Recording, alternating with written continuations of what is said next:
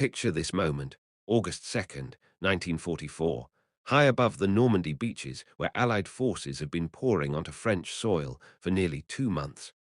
Allied radar operators detect nothing unusual. Fighter pilots scan empty skies. Yet 9,000 meters above them, moving at speeds no Allied aircraft can match, a lone German pilot named Erich Sommer is photographing every detail of their invasion force.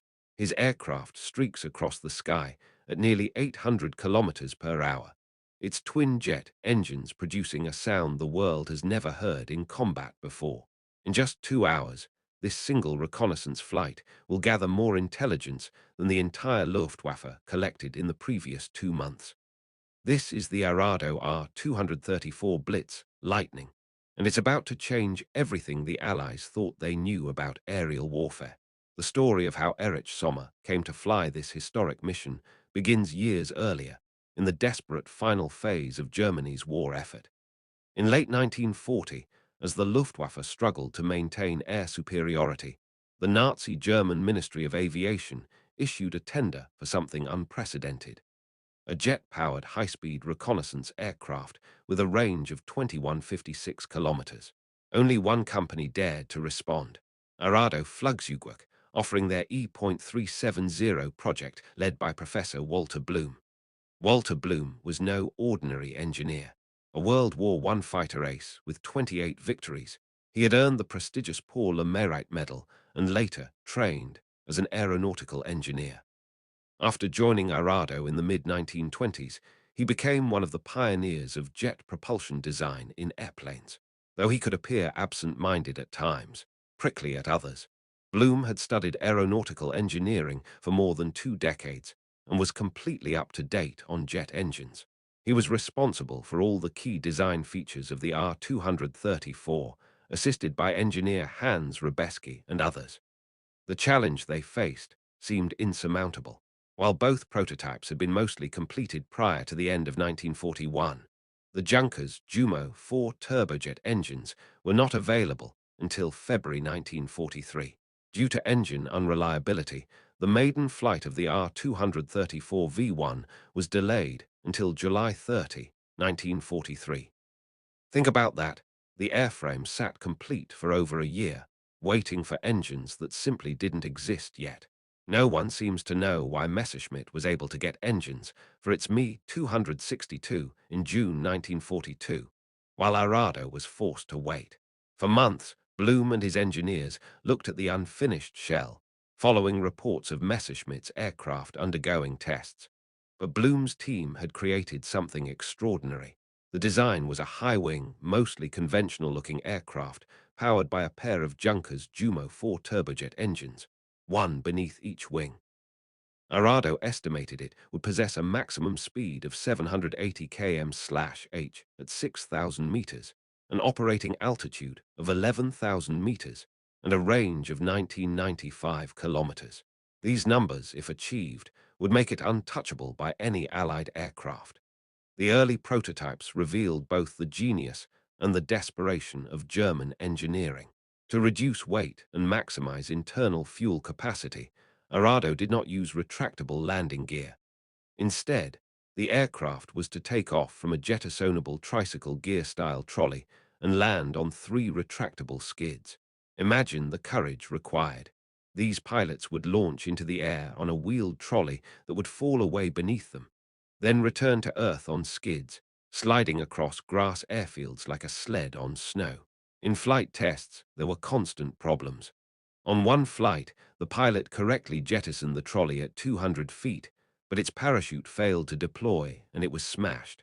The skids often stayed extended when they should have retracted, or collapsed when they should have been extended. Luftwaffe officers agreed that during mass operations, a typical airfield would become cluttered with disabled R-234s. The aircraft couldn't taxi on the skids. It had to be moved using a crane. Despite these challenges, in late 1943, the third prototype was demonstrated to Adolf Hitler at Insterburg.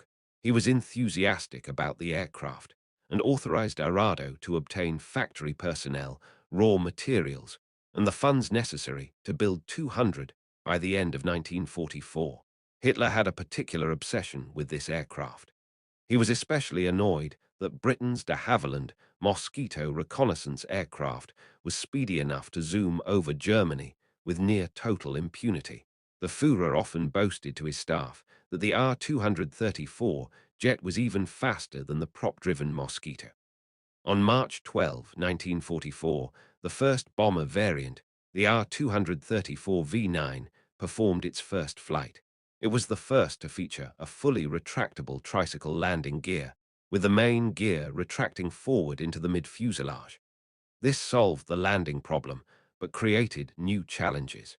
The R-234's slender fuselage was largely filled with fuel tanks, leaving no room for an internal bomb bay. Bombs had to be carried on external racks. The forward-set cockpit provided no rear visibility, so rear-firing guns were aimed through a periscope mounted on the cockpit roof. This periscope could flip forward for dive bombing, though its usefulness was impaired by the image being upside down. Then came that historic day in August 1944. Oberleutnant Erich Sommer piloted the fifth prototype on the first ever jet reconnaissance mission over Normandy, gathering valuable intelligence while remaining unchallenged from Allied fighters due to the high altitude and speed.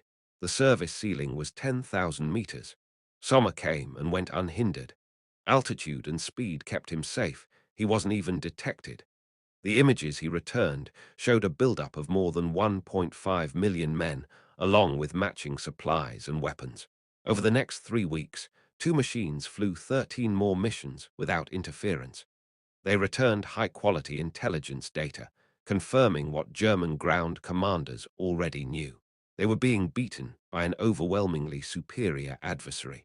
The psychological impact on Allied forces was immediate and profound. When the Arado R-234 Blitz first appeared in the skies of Europe, most Allied airmen did not know what it was. Many had never heard of jet engines, let alone a jet bomber. Fewer still knew that the R-234 was a shining star in Adolf Hitler's constellation of wonder weapons. By 1944, the Luftwaffe's bombing capability had been severely reduced by attrition across multiple fronts. Despite the advance offered by the pending R-234s, there was a shortage of experienced pilots.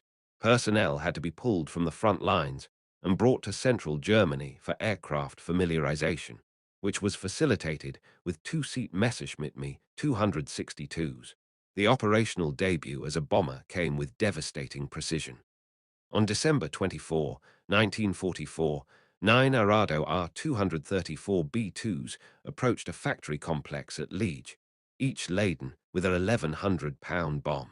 Luftwaffe Captain Dieter Lukesch led the small squadron on this historic bombing run. Powered by two Jumo 4 turbojet engines, the sleek planes zoomed in to drop their payloads and then quickly soared away. The one-person bomber was innovative with its canister fuselage and tricycle landing gear, while an autopilot system guided the aircraft on bombing runs. The R-234 was at least 100 miles per hour faster than American fighter planes, which could never catch the jet bomber in pursuit. But the Allies were learning. They eventually realized the Blitz was especially vulnerable to attack at slower speeds during takeoff and landing. Captain Don Bryan of the American Air Force was unsuccessful in his first 3 attempts to shoot down the Blitz, but remained determined to score a kill. The bridge at Remagen became the R-234's most famous battlefield, and perhaps its graveyard. The most prominent use of the R-234 was the repeated attempts to destroy the Ludendorff Bridge at Remagen between March 7 and 17, 1945. 11 German jet bombers from KG-76 were attacking the newly constructed floating engineer bridge south of the Ludendorff Bridge, which was the last traditional bridge standing on the Rhine. Bryan finally succeeded in March 1945 when he spotted one making a bombing run on the Ludendorff Bridge. When he saw the jet bomber slow in a tight turn after dropping its payload, Bryan jumped at his chance. Blasting away with the .50 caliber machine guns in his P-51 Mustang, he knocked out one engine and was then able to get behind the bomber and shoot it down. Bryan's was the first air-to-air kill of a blitz. The pilot Bryan shot down was Hauptmann Hans Hirschberger. He waited too long to jettison his roof hatch and attempt to escape from his cockpit. He went down with the aircraft. It was his first and only combat mission. Think about that tragedy, a highly trained pilot, flying the world's most advanced bomber, killed on his very first combat mission. Bryan later said, "I don't know what was on his mind, but he should have gotten out of that airplane while he was high enough. I think he was afraid I would shoot at him in his parachute, which I would never do." Reichsmarshal Goering ordered the bridge destroyed at all costs, and over the next 10 days, R-234Bs flew several sorties attempting to take it down. The jets failed, with losses to themselves. On March 17, the bridge finally collapsed, but the Allies had obtained a solid foothold on the east bank of the Rhine, having built pontoon bridges. The technical challenges mounting against the R-234 were overwhelming. Poor quality workmanship and severe shortages of resources, especially fuel, hampered operations. The Jumo 4 engines worsened over time due to ill-suited fuels. The engines suffered from frequent flameouts and had to be overhauled or replaced after roughly 10 hours of operation. The Jumo 4B engines required overhaul or replacement after as little as 10 hours. The brakes tended to wear out after about 3 landings and had to be replaced often. In combat, pilots actively used their main trump cards: speed, rate of climb, and altitude. However, the R-234 proved difficult to fly, especially during takeoff and landing, and required highly skilled pilots. The Jumo engines were unpredictable, prone to fire, and required smooth throttle control. The human dimension of operating these aircraft was extraordinary.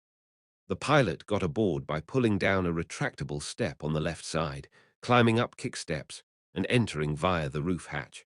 This hatch could be discarded, but there was no ejection seat, and a pilot's prospects of getting out under any circumstances were never good. The pilot operated conventional throttle and rudder pedals, with clear plexiglass giving him a superb view in all directions. Between the pilot's legs was the complex Loft 7K tachometric bombsight.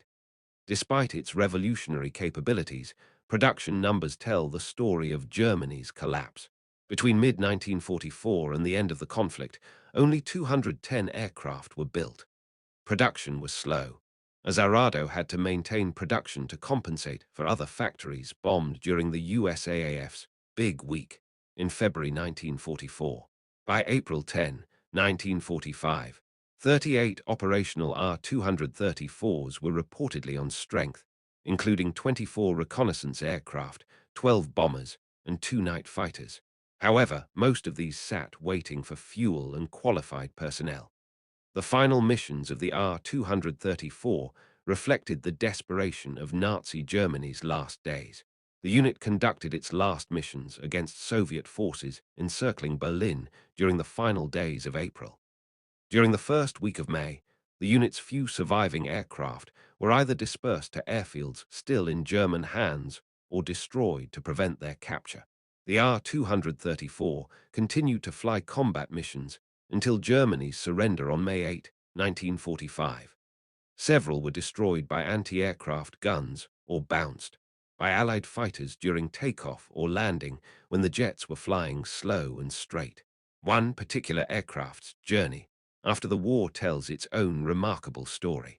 The National Air and Space Museum's Blitz, an Arado R-234B2 bomber carrying manufacturer's serial number 140312, was one of 9 R-234s surrendered to British forces at Sola Airfield near Stavanger, Norway. After flying to Cherbourg, France on June 24, 1945, 4 R-234s joined 34 other advanced German aircraft aboard the British carrier HMS Reaper for shipment to the United States.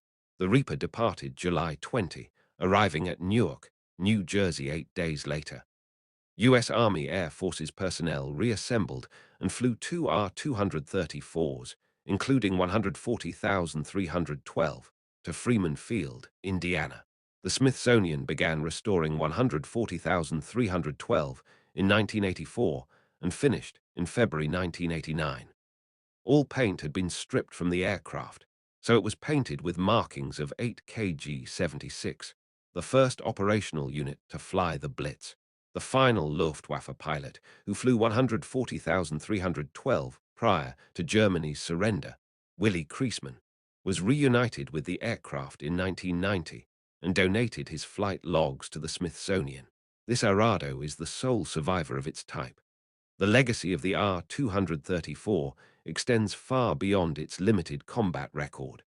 As the first operational jet bomber, it paved the way for future developments in high-speed, high-altitude bombing techniques.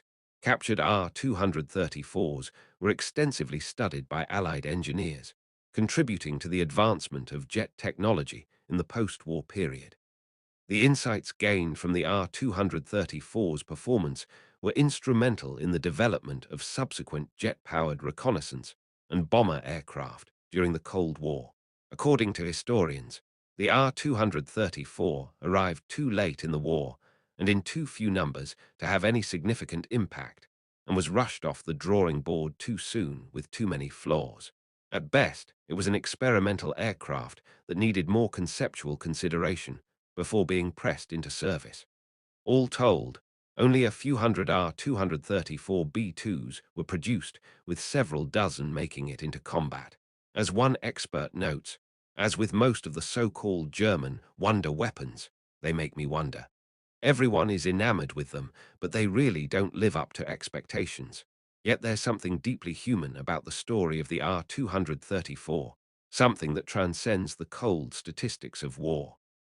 Here were engineers like Walter Bloom, a wounded veteran of the First World War, pouring their genius into creating something that had never existed before, a jet bomber that could outrun any fighter in the sky. Here were test pilots climbing into experimental aircraft with engines that might fail at any moment, launching from trolleys and landing on skids, pushing the boundaries of what was possible. And here were combat pilots like Erich Sommer and Hans Hirschberger, flying missions in aircraft so new that their own ground crews barely understood how to maintain them. The R-234 represents both the pinnacle of German aviation technology and the futility of the Nazi regime's final months. It was an aircraft that could fly faster than anything the Allies possessed, yet it couldn't fly often enough or in sufficient numbers to matter. It could photograph invasion beaches with impunity, yet those photographs only confirmed Germany's inevitable defeat. It could strike targets and escape before fighters could respond, yet it couldn't destroy a single crucial bridge in time to stop the Allied advance. Able to reach speeds of 540 miles per hour, the Arado R-234 Blitz was the fastest combat aircraft in the world, slightly faster even than its cousin, the Messerschmitt Me 262 jet. It was the world's first operational jet bomber, and in many ways the most advanced of the Third Reich's secret weapons. But being first and being fastest meant nothing when fuel tanks were empty, when factories lay in ruins, when pilots were untrained, and when the skies were filled with thousands of enemy aircraft. In the end, the story of the R-234 is a reminder that technological superiority alone cannot win wars. It's a testament to human ingenuity pushed to its limits, and a sobering example of brilliant engineering serving a doomed cause. Today, that sole surviving R-234 sits silent in the Smithsonian, its sleek lines still suggesting speed even in stillness. Visitors look at it and see different things. Some see a marvel of engineering, others a weapon of a terrible regime, and still others see what might have been if history had taken a different course. But perhaps what we should see when we look at the R-234 is something more universal: the endless human drive to push boundaries, to fly faster and higher, to achieve the impossible. That drive didn't end with the R-234's last flight in May 1945. Instead, the lessons learned from this revolutionary aircraft helped launch the jet age that followed, an age where the impossible became routine, where the speed that once amazed became commonplace, and where the technology that once seemed like magic became part of everyday life. The thunder of those early Jumo engines has long since faded, but their echo can still be heard in every jet aircraft that crosses our skies today. The R-234 Blitz flew too late to save the Third Reich, but perhaps that was never its true destiny. Perhaps its real purpose was to show the world what was possible, to prove that the age of propellers was ending and the age of jets had begun. In that sense, every modern airliner that carries passengers across oceans, every military jet that maintains the peace, every experimental aircraft that pushes the boundaries of flight, they all carry a piece of the R-234's legacy within them. The German pilots who flew the R-234 thought they were fighting to save their nation. The engineers who designed it thought they were creating a war-winning weapon. They were all wrong about that, but in their failure, they succeeded in something else entirely. They helped humanity break free from the constraints that had limited flight since the Wright brothers first took to the air. They showed us that we could fly faster than sound would travel, higher than propellers could climb, and further than anyone had imagined possible. That's the true legacy of the Arado, our 234 Blitz, not as a weapon of war, but as a herald of the jet age that would transform our world.